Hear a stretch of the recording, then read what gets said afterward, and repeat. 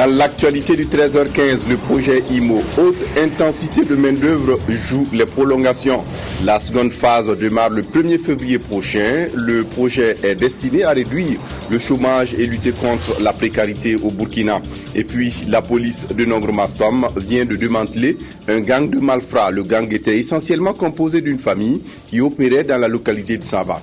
Tenez-vous bien, le chef de gang n'est autre que la mère de famille, une quinquagénaire qui médite désormais au frais avec sa bande. Mesdames, Messieurs, bonjour et ravi de vous retrouver. Mais tout d'abord, Dédougou organise la fête du 11 décembre prochain. À moins de 11 mois de l'événement, et le Premier ministre Luc Adolphe Thiaw est allé rencontrer les forces vives de la région de la boucle du Mouhoun.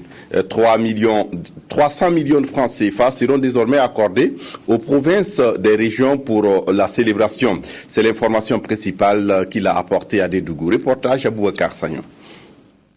C'est une bonne nouvelle que le Premier ministre a annoncée lors de cette deuxième rencontre préparatoire des festivités du 54e anniversaire de l'indépendance du Burkina Faso. Dorénavant, et c'est l'innovation majeure de l'organisation tournante, toutes les provinces de la région d'accueil seront concernées par les investissements. Le chef de l'État a décidé que nous allons consacrer 300 millions par province pour réaliser des infrastructures. Donc ça, c'est suite donc à votre requête, notre dernière rencontre. Donc, nous allons voir avec le gouverneur et avec vous. Nous allons donc mettre à la disposition donc de chaque province 300 millions pour réaliser donc une ou deux infrastructures. Les échanges ont également porté sur les investissements qui seront réalisés à Dédougou. Il s'agit notamment de 16,5 km de routes bitumées, de la salle multifonctionnelle, de la place de la Nation, de l'axe du défilé, de l'hôtel administratif, du stade régional, du commissariat de police, de monuments dédiés aux grandes personnalités de la région et bien entendu de la cité des forces vives. Le chef du gouvernement souhaite qu'une attention particulière soit accordée à cette cité pour laquelle 310 parcelles ont été dégagées. C'est à vous de faire en sorte qu'on puisse d'abord attribuer les parcelles d'abord aux personnes qui ont vraiment la capacité de réaliser. Parce que vous savez, construire une villa en l'espace de 6 mois, ce n'est pas donné. Donc je pense qu'il faut vraiment donc, que sur ces questions donc, la cité des forces vives, vous puissiez travailler dans la plus grande transparence et surtout sélectionner les dossiers des personnes qui auront vraiment les moyens de pouvoir les réaliser. Et je vous invite vraiment à vous impliquer pour que vraiment cette cité-là soit belle comme on l'a vu dans d'autres villes. 700 millions de francs CFA ont été débloqués pour démarrer les travaux qui seront officiellement lancés le 27 ou le 28 février. Les filles et les fils de la région se disent prêts à relever les défis. Le 11 décembre, c'est l'affaire des fils et filles de la région de la boucle du Mouhoun qui doivent avant tout se serrer les coudes, comme on dit, afin d'accueillir l'ensemble du territoire. Parce que c'est un honneur que d'accueillir l'ensemble du territoire dans une région et il nous reste donc en tant que ressortissants de cette région de relever le défi plus que cela n'a été fait ailleurs. Mais pour cela, il faut un climat de paix et de cohésion sociale, chose que Luc Adolphe Thiaw et les doyens ont rappelé. Avant cette rencontre, le chef du gouvernement a rendu visite au chef de canton, au grand imam, à l'évêque et aux responsables des églises protestantes de Dédougou. Il est allé demander prière et bénédiction pour la réussite de l'événement et pour la paix au Burkina Faso. Le projet IMO, haute intensité de main-d'œuvre, joue les prolongations. La seconde phase démarre le 1er février prochain. Ainsi, en a décidé le gouvernement burkinabé qui est porteur du projet pour réduire le chômage et lutter contre la précarité. Abdelaziz Yadjibou. Au regard du bilan satisfaisant tiré de la conduite de la première étape de l'opération, travaux à haute intensité de main-d'œuvre IMO, le gouvernement burkinabé, dans sa quête de renforcement des mesures sociales, s'apprête à rebeloter. Un projet qui, à travers plusieurs actions conduites sur le terrain, telles le nettoyage des services publics, des marchés, des berges de barrages, le curage de caniveaux, avait permis à 83 720 jeunes et femmes d'améliorer un tant soit peu leurs conditions de vie, et ce, à l'espace de 3 mois. D'une manière globale, nous avons rencontré un sentiment très positif de l'ensemble des bénéficiaires, que ce soit les jeunes, que ce soit les femmes, que ce soit les personnes âgées, notamment les brigades vertes de Ouagadougou, de Bobo-Dioulasso et d'autres localités, ce que nous avons noté, c'est que véritablement les travaux IMO ont contribué à améliorer de manière perceptible les conditions de vie de ces populations-là, de cette frange de la population du Burkina Faso.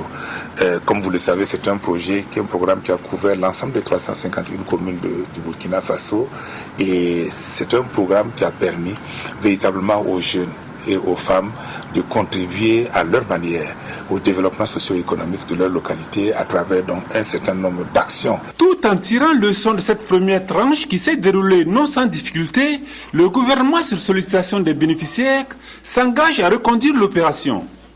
Pour cette deuxième étape, ce sont les jeunes et femmes bénéficiaires de la première tranche qui seront de nouveau redéployés sur le terrain, et ce pour compter du 1er février prochain. Il s'agit donc, dans le cadre donc de ce nouveau trimestre qui leur est offert, que le gouvernement mette en place des mécanismes en termes donc d'accompagnement en matière donc d'alphabétisation, pour permettre à chacun des bénéficiaires de ce projet de bénéficier également d'une formation en alphabétisation, mais également de permettre à chacun de bénéficier d'une formation au métier. Et à ce niveau, nous sommes en relation avec le ministère de la Jeunesse et de l'Emploi, et nous avons déjà identifié 37 métiers qui permettront donc aux bénéficiaires de faire le choix et de s'insérer dans un des créneaux où ils peuvent recevoir donc des formations au métier qui leur permettront à la fin donc des 3 prochains mois de pouvoir mettre en place des unités qui puissent leur permettre donc de se prendre en charge de manière définitive. Pour le succès de cette seconde opération, des superviseurs en nombre suffisant seront recrutés pour assurer l'encadrement de ces composantes de la population en quête de mieux-être. Aux responsables des différentes collectivités, appel a été lancé afin qu'ils jouent au mieux leur partition dans la conduite de l'opération. À la suite de cette phase, d'autres jeunes auront la chance de bénéficier d'une opération semblable, et ce grâce à un apport financier de la Banque mondiale. Une mission parlementaire visite des infrastructures sanitaires à l'Anfiera dans la boucle du Mohun. La mission y séjourne dans le cadre de ces missions d'information des députés, et les informations recueillies vont servir au ministère de la Santé pour la mise en œuvre de ces projets de santé. Anna-Lucie Kéré pour les détails. Le centre de santé et de promotion sociale de l'Anfiera est situé à une trentaine de kilomètres du Nouna. En une année de fonctionnement, les 3 agents sont satisfaits de la fréquentation de leur CSPS. On devrait recevoir 195 malades par mois, mais on peut aller jusqu'à 500, 600. Ils sont plus proches de là, ils préfèrent venir ici que d'aller là où c'est un peu loin. À l'Anfiera, les députés ont visité différentes réalisations. Il s'agit notamment du dispensaire, de la maternité, du dépôt des médicaments essentiels génériques et des logements du personnel. Les élus ont ensuite eu des échanges directs avec la population qui a apprécié la construction du CSPS et la qualité des soins. Les uns et les autres ont ensuite poursuivi en souhaitant voir le dispensaire et la maternité plus sécurisés avec une clôture. À cette doléance, il faut ajouter d'autres sollicitations des représentants de l'ensemble des districts sanitaires visités, à savoir la mise à disposition des centres de santé, de petites ambulances, de médicaments en quantité suffisante et la construction de routes. Les populations sont d'accord pour venir au dispensaire, mais il y a des fois des bas-fonds qui les empêchent d'arriver ici, ce qui fait que la fréquentation de certains des CSPS pose problème parce que l'accessibilité est difficile. Donc c'est un développement, c'est l'ensemble de la santé, des infrastructures, de l'éducation, ce qui fait que la santé peut donc aller mieux chez les populations si on tient compte. Les membres de la Commission de l'emploi, des affaires sociales et culturelles tirent des enseignements de cette sortie du terrain. Il y a des CSPS qui ne sont pas terminés dans les délais. Le ministère a essayé de régler ce problème en résiliant les contrats et en donnant les chantiers à d'autres entrepreneurs. Mais il y a des CSPS aussi qui sont terminés et il y a d'autres où il faut encore faire un effort pour l'entretien et puis pour le management des soins. Les infrastructures sont fréquentées, les gens voient le bénéfice de ces infrastructures. Donc ça fait reculer la maladie, c'est l'objectif. Donc par rapport au personnel, c'est de ne pas peut-être s'en tenir au progrès type et de renforcer là où on doit renforcer, surtout la formation aussi du personnel, nous n'en voyons pas beaucoup. Catherine Ouedraogo et ses collègues prévoient dans les prochains jours une rencontre avec le ministre de la Santé. Les députés ne doutent point que l'INSEBRO sera sensible aux informations qui seront portées à sa connaissance et qui permettront d'améliorer la mise en œuvre de la phase 4 du projet de construction de nouveaux centres de santé. Le texte de loi relatif à ce projet a été adopté en mars 2015 par la représentation nationale. Et puis le président taïwanais est attendu ce soir au Burkina Faso. Ma Ying-jeou sera là dans le cadre d'une visite d'amitié. Et vous le savez, Taïwan a investi dans plusieurs domaines du développement du Burkina. Le lycée professionnel de Gawa ou encore le centre de référence de Zignaré sont entre autres réalisations de Taïwan pour la formation des ressources humaines. Sur le lycée professionnel de Gawa, Draman Dadian nous le fait découvrir. Né de la coopération entre le Burkina et la République de Chine-Taïwan, le lycée professionnel régional Doma Sommet de Gawa, en mémoire à un fils du Sud-Ouest, a été inauguré le 14 novembre 2013 après avoir accueilli ses premiers élèves en octobre 2012 avec 3 filières à l'ouverture, certains affectés par l'État et d'autres suite à un recrutement pour complément d'effectifs. Avec au départ un effectif de 114 élèves, mais au jour d'aujourd'hui nous avons 145 élèves, donc 17 filles. Nous avons tous les enseignants de l'enseignement technique. En agroalimentaire, nous avons 8 enseignants et en électrotechnique, nous avons 3 enseignants et en maintenance de véhicules automobiles, nous avons 6 enseignants. Réalisé à plus de 2,8 milliards de francs CFA dans le cadre du programme de renforcement de la formation professionnelle au Burkina, avec une capacité de plus de 350 élèves, cet établissement secondaire d'enseignement technique et professionnel qui accueille des apprenants venus des 4 coins du Burkina est une référence. Je pense l'implantation du lycée professionnel comme étant une plus-value apportée à la région du Sud-Ouest. J'ai fait de la 6e à la 3e au lycée municipal de Gawa. Après mon BPC, je suis venue au professionnel juste parce que la filière électrotechnique m'a plu. Je suis passionnée de tout ce qui fonctionne avec l'électricité.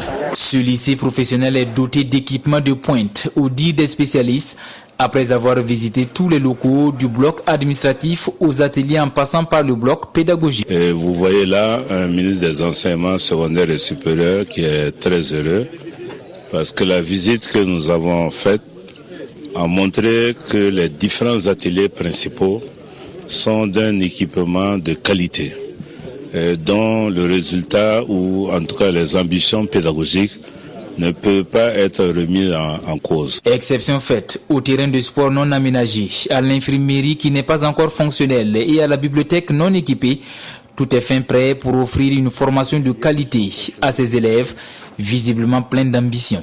Après avoir obtenu le BP, je compte continuer jusqu'au bac professionnel et après le bac, je compte aller à l'université pour suivre nos études, sortir au type d'ingénieur et devenir un grand technicien, travailler dans les sociétés, dans les usines et autres. C'est un lycée professionnel, on dit c'est professionnel, donc l'enfant sort déjà, il connaît faire quelque chose. Et comme mon fils aussi avait choisi ça, donc je l'ai accompagné dans ça. De cet établissement sortiront bientôt des compétences pour répondre aux besoins d'emploi, améliorer la productivité et mieux lancer le Burkina sur la voie du développement. Depuis 2006, on a, avec le gouvernement burkinabé, on a commencé à faire ce projet pour construire 4 lycées professionnels et aussi 13 centres régionaux de formation professionnelle. On souhaite qu'un jour, le Burkina Faso n'a pas besoin d'importer encore des techniciens étrangers. Et c'est à cœur joie que Burkinabé et Taïwanais s'accordent sur les résultats obtenus dans le cadre du programme de renforcement de la formation professionnelle. Si le centre de formation professionnelle de référence de Zignaré, le lycée professionnel national Maurice Yameogo de Koudougou, le lycée professionnel régional Doma Sommet de Gawa sont déjà fonctionnels, les travaux de construction du lycée professionnel régional Dr Drissa Yaya de Dori sont en cours depuis le 11 décembre dernier. Le gouvernement burkinabé entreprend la réhabilitation des pistes rurales dans le Zundwewo. Il s'agit d'accompagner le département de l'agriculture dans l'amélioration de la filière coton. Peggy Ouedraogo a assisté au lancement officiel des travaux. Son compte rendu.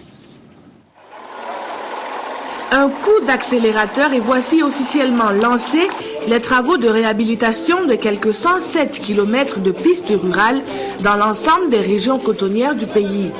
Mais avant, tour à tour, les autorités à la tribune ont rappelé l'importance du PAFICOT, ce projet qui du reste est à la base de la cérémonie de ce jour à Béré, dans la province du Zunweogo. Nous sommes l'un des pays, l'un des premiers producteurs africains, en tout cas du coton. Et il est essentiel que les productions qui sont réalisées par donc, les différents cotonculteurs puissent véritablement trouver donc, des espaces de conservation, mais également des mécanismes de commercialisation. C'est en cela que nous voudrons, en tout cas au nom du gouvernement, saluer donc l'initiative donc, de ce projet qui participe donc, du renforcement donc, des acquis du secteur agricole avec l'accompagnement donc, de la BAD et de l'UEMOA.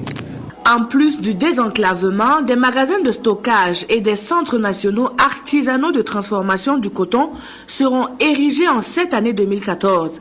Ces réalisations forment un tout avec d'autres actions phares du projet d'appui à la filière coton textile. Et en dehors du volet infrastructure dont le lancement est fait ce matin, le projet intervient sur un volet important, productivité du coton. En quoi ça consiste? Ça consiste en fait dans un premier temps à appuyer la recherche cotonnière pour la mise au point de variétés performantes. L'un des aspects également, c'est les bonnes pratiques agricoles qui consistent à former les producteurs de coton sur un certain nombre de thèmes, notamment la reconnaissance des parasites du coton, la fumure organique, etc. Et ce travail s'est fait en collaboration étroite avec l'Union nationale des producteurs de coton. Le coût total du projet s'élève à plus de 8 milliards de francs CFA et devrait améliorer les conditions de travail des acteurs de la filière coton textile de plusieurs régions. Ici à Béré, 7 villages seront désenclavés grâce à la réhabilitation d'une trentaine de kilomètres de routes cotonnières. Je vous le disais en titre, un gang de malfrats vient d'être démantelé par la police de Nongro-Massom. Le gang est essentiellement composé d'une famille qui opérait dans la localité de Saba. Le chef de gang n'est autre que la mère de famille, une quinquagénaire qui médite désormais au frais avec sa bande. Sié Sylvestre Da. Après avoir reçu un coup de machette sur la tête et passé des jours dans le coma, Rokatou Traoré ne pourra peut-être plus jamais marcher normalement. Elle qui a vu un côté de son corps se paralyser. Son malheur, elle le doit à ce gang de présumés malfrats spécialisés dans les vols avec agression et effraction. Je venais du marché vers les 19h30 comme ça. En temps mon portable est sonné, je me suis arrêté pour décrocher. Je les ai vus remorquer. En même temps, ils se sont arrêtés, ils voulaient me demander la route de Yarma. Et moi, je dis, je ne connais pas le coin là. En même temps, l'autre là a serré mon cou et l'autre là a tapé la tête là. Ils ont arraché mon manteau là et puis mes sacs là. Il y avait 300 000 dans mon manteau, dans ma coiffe. Ils ont pris tout. Démantelé par le commissariat de police de l'arrondissement de Nongro-Massom, le gang était basé à Saba. Il est composé en majorité des membres d'une même famille. Une mère âgée de 51 ans, ses 3 fils âgés de 16, 20 et 21 ans et leurs amis et ses belles-filles. La bande de délinquants reconnaît avoir écumé des villes comme Ouagadougou, Kaya, Kiriba, Dori, Zignare, etc. où ils ont volé plus de 100 motos, toutes marques confondues, avec une préférence pour les engins d'origine Exciter 135, Nano, Spark X. Les motos volées sont par la suite écoulées par l'entremise de 4 receleurs qui opèrent à travers toute la ville de Ouagadougou et dans le marché de Saint-Cancé. Les stations d'essence, les boutiques, les alimentations constituaient leur cible de préférence. Les vols étaient soigneusement Et les balles étaient portées de pistolets à canon scié et de fusils calibre 12 mm. Ils exerçaient des violences physiques graves sur les victimes qui tentaient de résister à leur agression. Les bandits n'hésitaient pas aussi à faire usage d'armes blanches telles que le marteau, la hache, le démonte-pneu, le poignard et autres. Les motos volées étaient liquidées au prix de 100 000 francs CFA chacune, peu importe les marques. Si la moto de Rokatou Traoré n'a pu être retrouvée, d'autres victimes ont eu plus de chance. La plupart des membres de cette famille de présumés malfrats, que la directrice de la communication de la police nationale surnomme la famille d'Anton de Saba, sont des repris de justice. Même que certains de leurs acolytes participaient aux opérations depuis la prison. Les 8 interpellés seront conduits devant le procureur du Faso et la police en appelait une fois de plus à la vigilance et à la collaboration des populations pour mener ensemble et efficacement le combat contre l'insécurité. Le ministère de l'administration territoriale et de la décentralisation s'est retrouvé hier à Dori. À cette première rencontre de l'année, il s'est agi du bilan des activités de 2013 et de réfléchir sur les défis à venir. Frédéric Etienne Bassenga. 2013, une année satisfaisante au ministère de l'administration territoriale et de la sécurité. 89,65% des activités déclinées ont été réalisées avec succès, mais beaucoup reste encore à faire au regard des attentes des Burkinabés qui demeurent nombreuses. À ce premier CACEM de l'année 2014 à Dori, les administrateurs et les agents de sécurité burkinabés vont surtout réfléchir sur les défis de l'administration dans une société en pleine mutation et dégager les perspectives. Plus question d'être attentif, il faut désormais être à l'écoute, anticiper et agir. Il y a, si vous voulez, une distorsion entre le temps de l'administration, qui est long. Le temps pour élaborer des budgets, pour mettre en œuvre nos programmes. Et le temps de la population, des jeunes, qui est un temps beaucoup plus immédiat. C'est ici et maintenant. Et nous avons pu constater que chaque fois qu'il y a des manifestations violentes, etc., c'est que les populations ont réclamé pendant longtemps un ralentisseur quelque part. Elles ont réclamé une prestation que nous avons eu du mal, nous avons pris du temps pour sa réalisation. C'est la raison pour laquelle nous avons demandé à l'ensemble donc du personnel de l'administration du territoire d'être davantage à l'écoute, de pouvoir prévenir. Lorsque les gens se plaignent, de noter, de rendre compte, de suivre, de s'assurer que tout est pris en compte. Lorsqu'on ne peut pas le faire rapidement, expliquons aux populations pourquoi on n'arrive pas à réagir rapidement et ainsi de suite. Il faut donc plus de réactivité, il faut le temps où l'administrateur civil se contente de rédiger les rapports, je crois que ce temps-là est révolu. 24 heures donc chargées pour ces cadres qui, en plus de la réflexion sur la thématique, vont aussi se pencher sur les actions à mener en faveur du renforcement des capacités organisationnelles et opérationnelles des structures centrales et déconcentrées.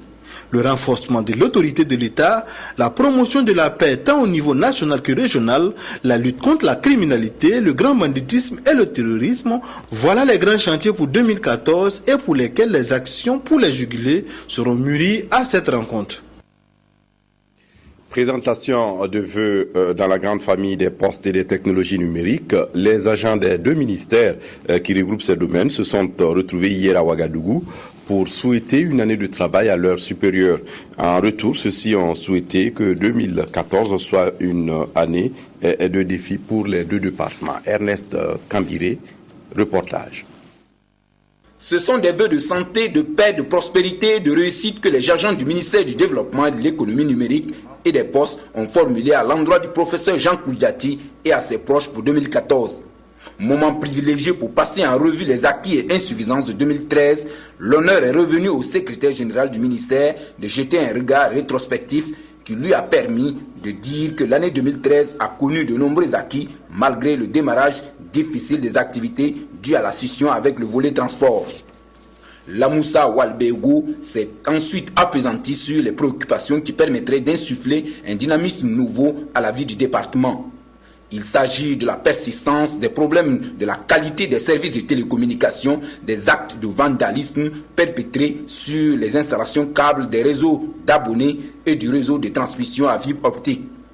En retour, le professeur Jean Kouliati a souhaité pour 2014 des vœux de santé, de bonheur et de succès dans la quiétude et surtout que l'année nouvelle soit pour tous une année de paix sociale, et de solidarité agissante pour des victoires. Nous avons de nombreux et importants défis à relever au cours de cette année 2014, dont entre autres la construction du backbone national, la réalisation du programme de renforcement des infrastructures de communication en Afrique de l'Ouest, plus connu sous l'acronyme PKOBF, la poursuite du processus de mise en œuvre du projet G-Cloud de l'administration, le lancement de l'exploitation de la plateforme e-Conseil des ministres, la mise en œuvre de l'initiative de données ouvertes du gouvernement, la mise en œuvre de la campagne pour la réélection de M. Brahima Sanou au poste de directeur du Bureau de développement des télécommunications de l'Union internationale des télécommunications et la réélection du Burkina Faso comme membre du Conseil de l'UIT,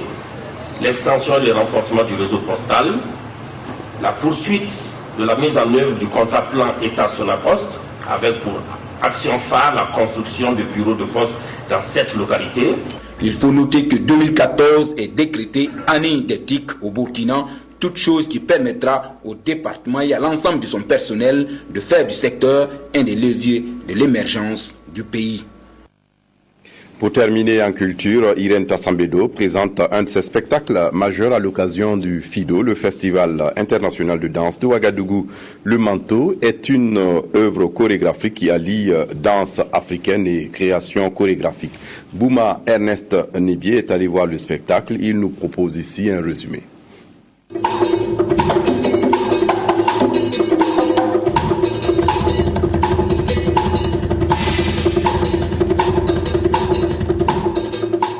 Pour son avant-dernière soirée, le FIDO a fait bouger l'Institut français au rythme du Manteau de Irène Tassambedo, par ailleurs directrice du festival. Le Manteau est une pièce engagée. La chorégraphe jette un regard sur une Afrique en proie à plusieurs maux. Le sida, la fuite des cerveaux et la malgouvernance, en somme, une Afrique qui plie sur son lourd manteau. C'est un spectacle qui parle un peu de la problématique de l'Afrique, de ce que nous vivons. Donc c'est une chorégraphie de danse contemporaine avec on parle de l'Afrique. C'est vrai qu'on dit qu'on est pauvre, mais finalement je pense qu'on est riche. Le continent est hyper riche. Donc il y a des problèmes d'équilibre et de partage.